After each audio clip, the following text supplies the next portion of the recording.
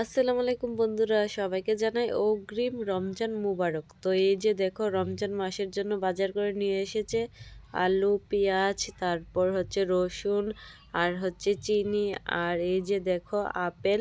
তো আপেলটি আমি খুলে দেখলাম ভালো কিনা, না একদমই ভালো।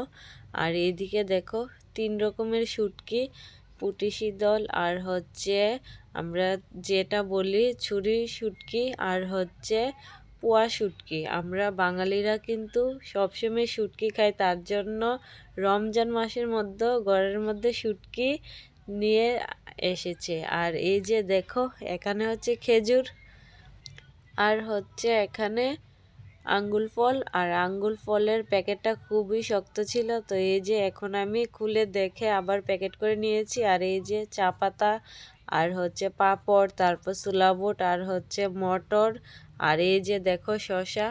শসাটিও আমি খুলে দেখছি ভালো কিনা, তো শসাটিও ভালো। আর এই যে দেখো বাজার, আজকের বাজার এতটুকুই এনেছে। তো তোমাদের দেখালাম আজকের বাজার কি কি এনেছে। আর এই যে দেখো, এগুলি এলোমেলো হয়ে আছে, এখন ঠিক করে নেব।